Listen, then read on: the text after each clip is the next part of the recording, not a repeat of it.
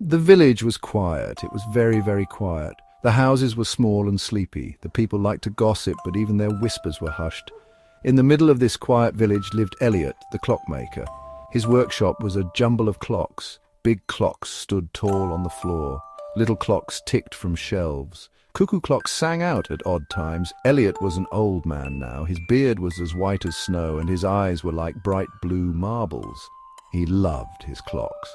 Each tick and tock was like music to him. He knew every gear and spring. Elliot could fix any clock, but there was one clock he never touched. It was a silver pocket watch.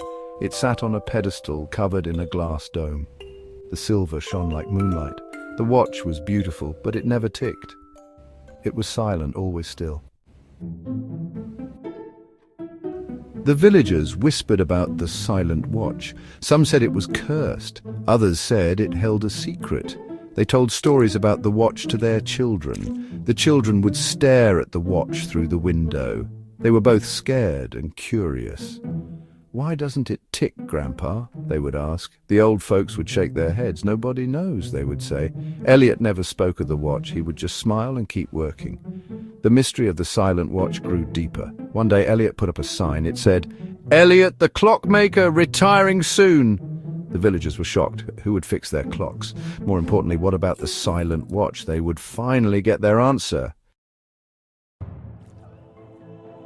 Elliot announced he would have a gathering. He invited everyone in the village. He wanted to say goodbye. He also wanted to finally reveal the secret of the silent watch.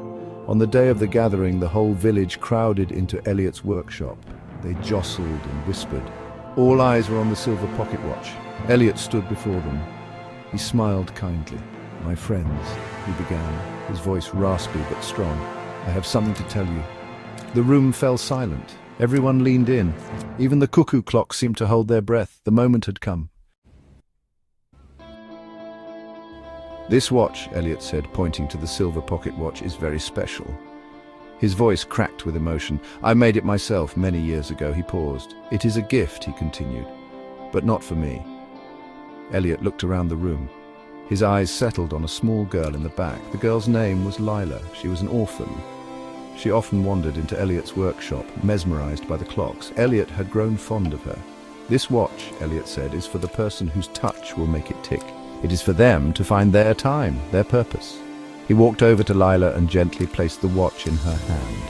The moment her fingers touched the cool metal, the watch sprang to life. It began to tick, a soft, steady tick, like a heartbeat. Lila's eyes widened. The villagers gasped. Elliot smiled. He knew Lila was special.